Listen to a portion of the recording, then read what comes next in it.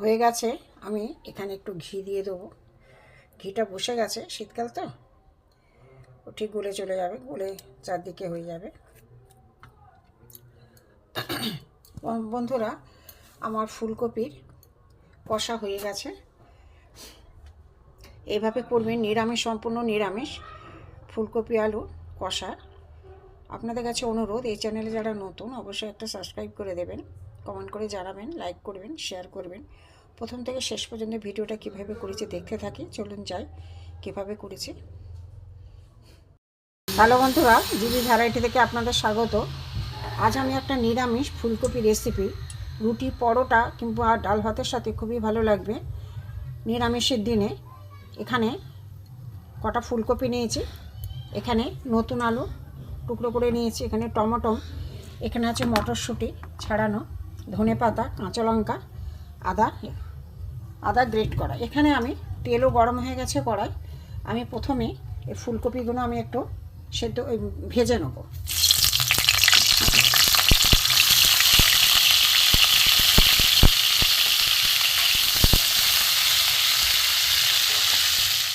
ফুলকপি ভাজতে একটুখানি নুন দিয়ে দেবো, তাড়াতাড়ি যাতে নরম হয়ে যায়, গ্যাস কমিয়ে কমিয়ে আমি ফুলকপিগুলো একটু ভেজে নেবো। একটু আমি চাপা দিয়ে দিলাম, গ্যাস কমিয়ে দিলাম একদম। ফুলকপিগুলো চাপা দিয়েছিলাম নুন দিয়ে, সেদ্ধ হয়ে গেছে, ভাজা হয়ে গেছে, সেদ্ধ ভাজা হয়ে গেছে।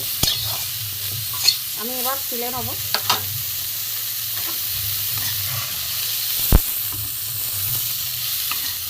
নিরামিষ ফুলকপির তরকারি বন্ধুরা, রুটিটাও ভালো লাগে আছে, আর পরোটা হোক এটা হোক সব দিয়েই ভালো লাগবে। দেখতে থাক। কড়া গরম হয়ে গেছে, তেল, সর্ষের তেল দিয়ে দিয়েছি। এখানে গোটা জিরে, একটা শুকনো লঙ্কা, একটা তেজপাতা দিয়ে দিলাম। ফোড়নটা একটু ভাজা ভাজা হোক, একদম শুধু সাধারণ তরকারি, এটাই বন্ধুরা নিরামিষ খেতে খুবই ভালো লাগে। ফোড়নটা গরম হয়ে গেছে, এতে আমি টমেটো কুচি দিয়ে দেবো।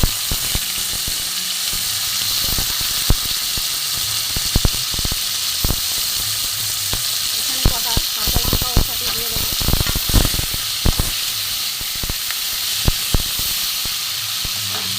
এখানে কেটে রাখা আলুগুলো সাথে আমি ভেজে নেবো।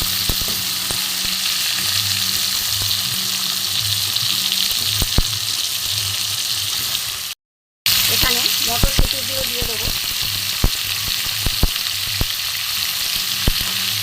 দিয়ে ভালো করে কষিয়ে নেবো।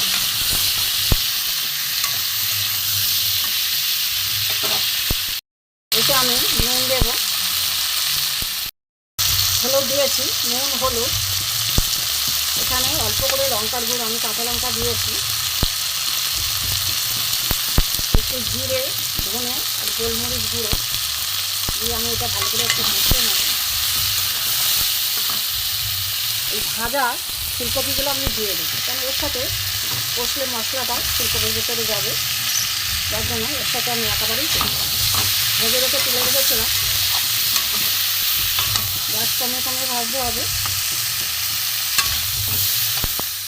1 চামচ চিনি দিয়ে দেবো, 1 চামচ একটুখানি দেবো।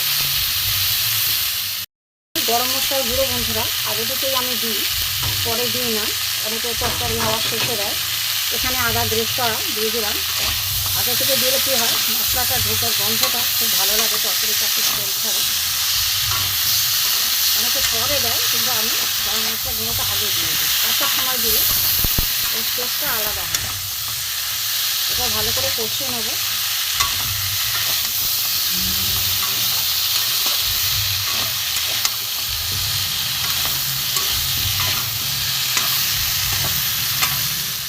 কষানো হয়ে গেছে, এবার আমি অল্প করে জল দিয়ে দেবো। কপিটা আলুটা সেদ্ধ হবে।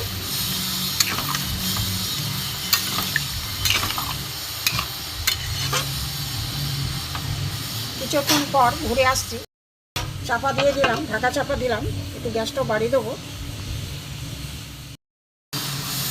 বন্ধুরা ঢাকাটা খুলেছি, খুলে আলু একটু দেরি আছে, একটু পরে আমি নামাবো, ঝোলটা মাখাবো। এতে আমি ধনে পাতাগুলো দিয়ে দিলাম। ফের আমি কিছুক্ষণের জন্য চাপা দিয়ে দেবো।